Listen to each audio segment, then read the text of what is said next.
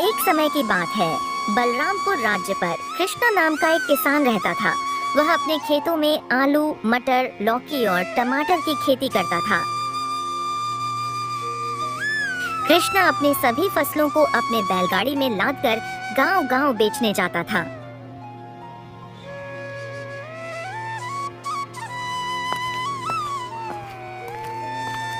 एक दिन सेठ धीरज दास का आदमी कृष्णा का घर आया और कहने लगा, मैं सेठ धीरज दास का आदमी हूँ। मैं पास ही के गांव हरिपुरा से अपने सेठ का संदेश लेकर आया हूँ। मेरे मालिक सब्जियों का व्यापार करते हैं। मेरे मालिक की नगर में सब्जियों की बहुत बड़ी दुकान है। मेरे मालिक को नगर में सब्जियां बेचने के लिए बहुत अधिक मात्रा में सब्जियां चाहिए, इसलिए मैं तुम्हारे पास आया हूँ। जैसा कि तुम सारी की सारी सब्जियों को खेती करते हो, अगर तुम अपने खेतों के सब्जियों को मुझे बेचना चाहो तो मैं तुम्हें उसकी अच्छी कीमत दूंगा। माफ करना भैया, मैं अपने खेतों में आलू, मटर, गोभी और टमाटर जैसा सब्जियों को थोड़ी थोड़ी करके लगाता हूँ और उन सब्जियों को मैं खुद ही बैलगाड़ी में लादकर गांव-गांव जाकर बेचता हूँ। मैं मंडी के दलालों को अपना माल नहीं बेचता हूँ। ये तुम क्या कह रहे हो? तुम्हारे गांव के सभी लोग मेरे मालिक धीरज दास के पास ही अपना फसल बेचते हैं। भाई कृष्णा, गांव-गांव जाकर सब्जियां बेचने से तो अच्छा है कि एक ही बार में सारा सब्जी को बेच दो। देखो भाई, मैं एक किसान हूँ। कड़ी मेहनत करना मेरे लिए कोई बड़ी बात नहीं है। साथ ही साथ मुझ में पैसे कमाने का कोई भी लालच नहीं है। बाकी मैं लोगों को साफ सुथरी सब्जी बेचता हूँ। यही मेरा परम कर्तव्य है और मैं इसी कार्य को कर कर बहुत खुश हूँ। और मैं यही चाहता हूँ कि मैं अपना सब्जी मंडी में न बेचकर गांव-गांव जाकर सीधे लोगों में बेचूं। भले ही मुझे मुनाफा कम हो और वैसे भी मंडी में जो माल बिकता है वह लोगों तक पहुंचते पहुंचते बहुत महंगी हो जाती है और थोड़ी सब्जी खराब भी हो जाती है। इसलिए मैं अपना सब्जी को मंडी में नहीं बेचूंगा। मैं अपना सब्जी को गांव-गांव जाकर सीधे लोगों में ही बेचूंगा। अरे भाई, तुम कैसी बातें कर रहे हो? एक बार फिर से सोच लो। मैं तुम्हारी सब्जी को अच्छी कीमत दे सकता हूँ। मैंने सोच रखा है और मुझे लगता है कि तुम मेरी बातों का बुरा भी नहीं मानोगे। अब व्यापारी को इतना बात समझ आ गई थी कि कृष्णा अपनी सब्जियों को मंडी में नहीं बेचेगा। वह व्यापारी वहां से चला गया और हमेशा की तरह कृष्णा अपनी सारी की सारी सब्जियों को बैलगाड़ी में लादकर अपनी सब्जियों को बेचने के लिए दूसरे गांव की ओर निकल पड़ता है।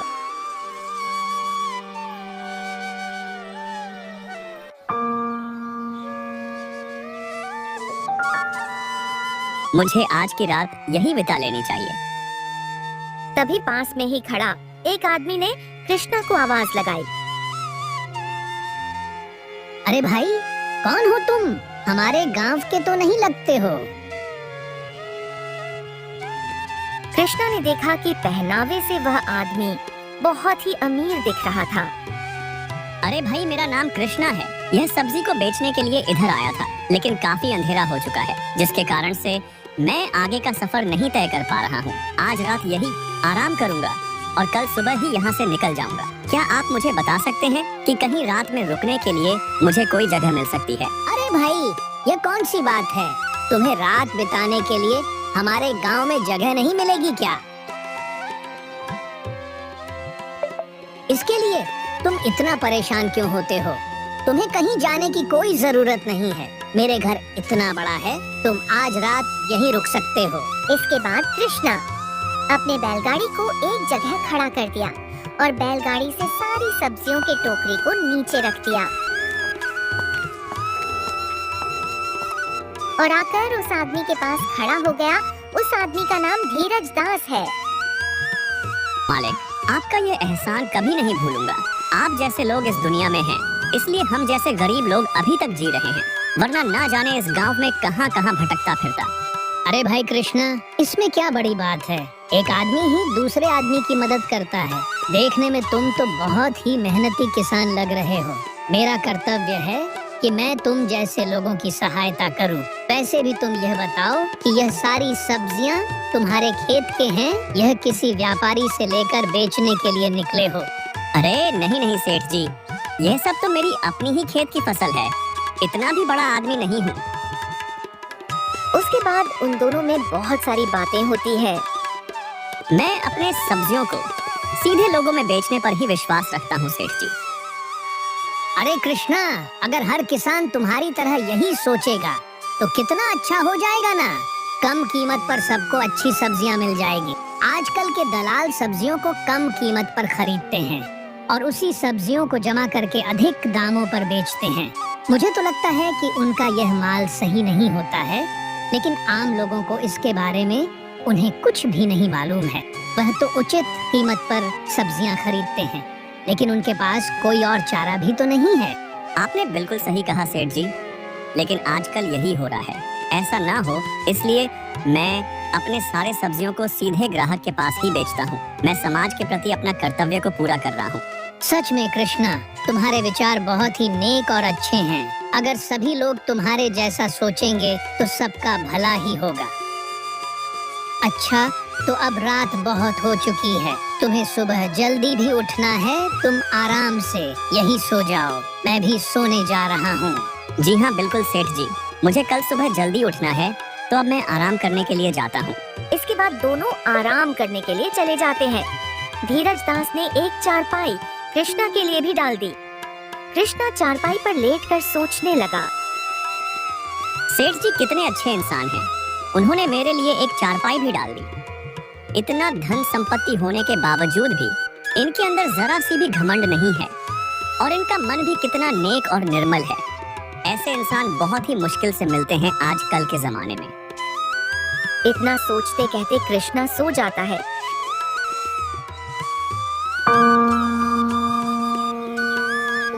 जब अगली सुबह चिड़िया के चाचाहट से कृष्णा की नींद खुल जाती है। सेठ जी ने मुझे अपने घर में जगह देकर मेरी बहुत मदद की है।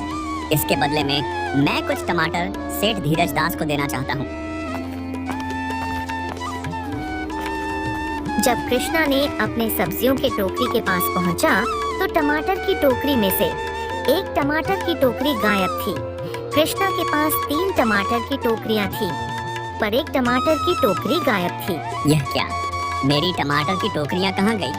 जरूर इसमें से किसी ने मेरी टमाटर की टोकरियां में से एक टोकरी चोरी कर ली।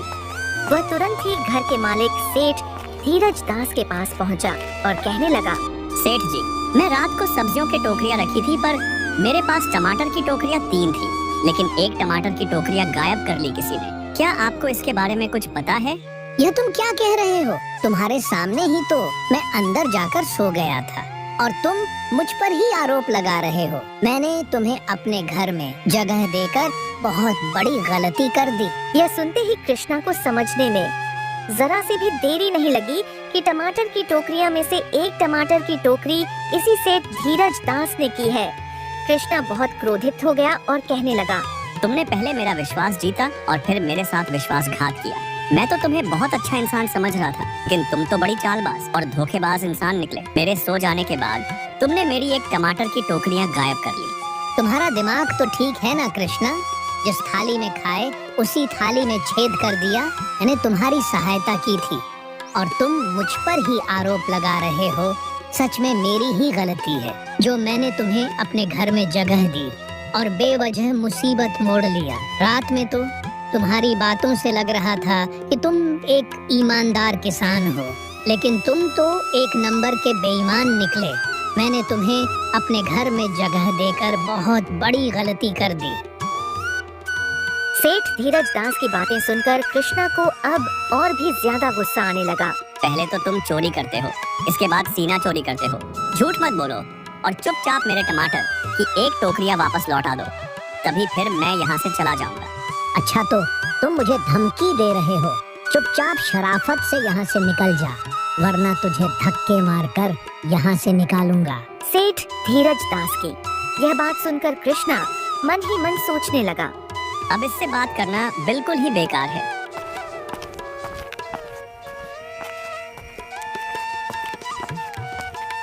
कृष्णा ने अपनी सभी सब्जियों के टोकरी को बैलगाड़ी में रखा और वहां से निकल गया।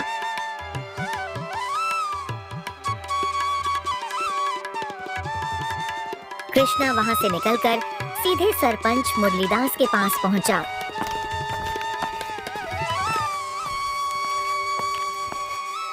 और कृष्णा ने बीती रात के सारी घटना को सरपंच मुरलीदास को सुनाया। अगर तुम्हें लगता है कि तुम्हारे टमाटर के टोकरी को सेठ धीरज दास ने चुराया है तो मैं तुम्हें उन्हें वापस दिला सकता हूँ, लेकिन जैसा कि तुमने बताया कि वह बहुत अमीर आदमी है, तो एक अमीर आदमी तुम्हारे टमाटर को क्यों चुराएगा? कहीं ऐसा तो नहीं तुम्हारे टमाटर किसी और ने चुराया है? नहीं सरपंच जी, मुझे पक्का यकीन है यह काम किसी और का नहीं है बल्कि सेठ धीरज दास का ही है। अब इसका फैसला तो सेठ धीरज दास से बात करके ही लिया जाएगा। सरपंच मुरलीदास ने अपने एक नौकर को बुलाया। रामू, जाओ और सेठ धीरज दास को यहाँ बुलाकर लाओ।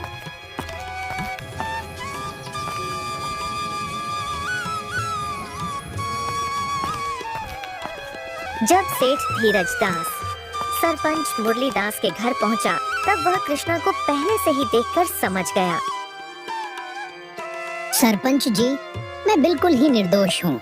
मैं इस किसान की मदद के उद्देश्य से मैंने अपने घर में जगह दिया था, लेकिन उल्टा मुझ पर ही आरोप लगा रहा है। भला मैं इसके टमाटर को क्यों चुराऊंगा? मेरे तो खुद के खेत में ढेर सारा टमाटर है, लेकिन यह एहसान फरामोश मुझ पर ही आरोप लगा रहा है। इसके टमाटर कहाँ गए मुझे कुछ भी नहीं पता।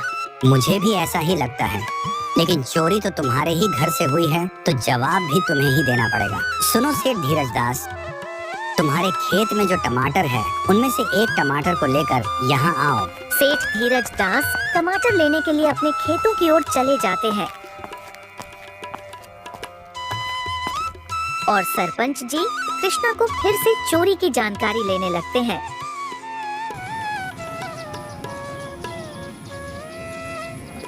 कुछ देर के बाद सेठ धीरज दास अपने टमाटर को लेकर सरपंच के पास पहुंच जाता है। यह लीजिए सरपंच जी, मैं अपने खेतों से टमाटर लेकर आया हूँ। कृष्णा, तुम भी अपने बैलगाड़ी से एक टमाटर लेकर आओ। कृष्णा भी अपने बैलगाड़ी से एक टमाटर लेकर आता है। वहाँ पर गांव के कुछ और लोग भी मौजूद थे। सरपंच जी ने गांव के एक आदमी को इशारा करते हुए कहा, इसका नाम हरीश है और यह तरह तरह के सब्जियों का पारखी है। सब्जियों की गुणवत्ता को बहुत ही अच्छे से परख लेता है, इसलिए मैंने इसे यहाँ बुलाया है ताकि यह टमाटर की अच्छी से परख कर ले। हरीश, क्या तुम टमाटरों को जांच करके बता सकते हो कि ये टमाटर एक ही खेत के हैं या अलग अलग खेतों के हैं? हरीश ने टमाटरों को बहुत ही ध्यान से देखा और कहने लगा, इन्हें देखकर तो कोई फर्क नहीं लगता है सरपंच जी। इन्हें चाख कर इनके स्वाद का पता लगाया जा सकता है। अगर ऐसा है तो तुम इन्हें तुरंत ही चखो और मुझे बताओ। सरपंच के कहने पर हरीश ने सबसे पहले सेठ धीरज दास के लाए हुए टमाटर को चखा। जैसे ही हरीश ने वह टमाटर को खाया, वह चक्कर के मारे वहीं बेहोश होकर गिर पड़ा।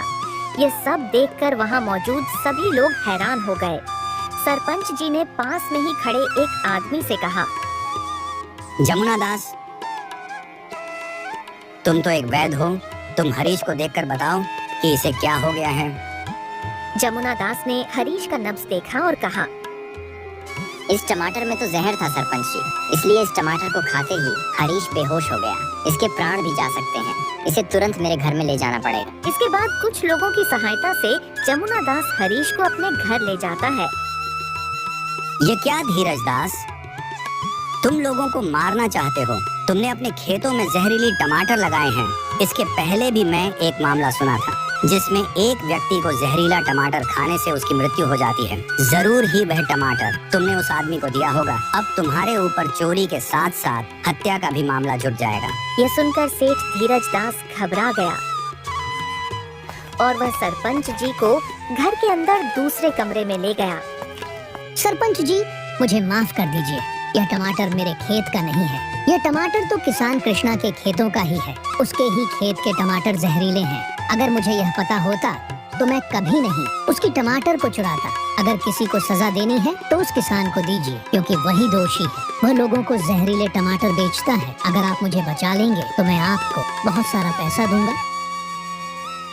एक तो तुमने चोरी की है और ऊपर से मुझे रिश्वत देने की बात कर रहे हो, और तुम कृष्णा को बलि का बकरा बनाना चाहते हो। मुझे तो पक्का यकीन हो गया है कि इसके पहले भी तुमने कई अपराध किए होंगे। इसी बीच वहाँ पर कृष्णा, हरीश और वैद्य जी पहुंच जाते हैं, जिसे देखकर सेठ धीरज दास हैरान हो जाता है।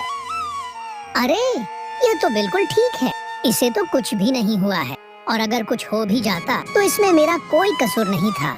यह टमाटर तो इस किसान कृष्णा की है जो मैंने चुरा लिया था, इसलिए मुझ पर किसी का हत्या का अपराध नहीं लग सकता है। तुमने तो अपना जुर्म अपने आप ही कबूल कर लिया है। तुम अपना जुर्म कबूल कर लो, इसलिए हम सब ने मिलकर यह नाटक किया था। हरीश कोई सब्जी का दाता नहीं है और कृष्णा के पास कोई सबूत नहीं था, इसलिए हम लोगों ने यह नाटक किया। तुमने जिस आदमी को कृष्णा के घर मंडी में सब्जियों को खरीदने के लिए भेजा था, कृष्णा ने उसे तुम्हारे घर काम करते हुए देख लिया था, और यह बात कृष्णा ने मुझे पहले ही बता दिया था। कृष्णा ने तुम्हारे भेजे हुए व्यक्ति को अपना सब्जी नहीं बेचा, इसलिए तुमने कृष्णा को अपने ही घर के सामने रोका और उसे जगह देने का नाटक किया। तुम्हारे जैसे मंडी के नीच दलाल ऐसे काम करेंगे, मैं तो ऐसा कभी नहीं सोचा था। भाई धीरज दास, मुझे तुम जैसे लोगों से कोई मदद नहीं चाहिए। तुम जैसे घटिया दलाल की वजह से ही लोगों का बहुत बड़ा नुकसान हो जाता है। अगर किसी मंडी के दलाल ने किसी गरीब किसान को नुकसान पहुंचाने की कोशिश की तो उसे बहुत भारी कीमत चुकानी पड़ेगी।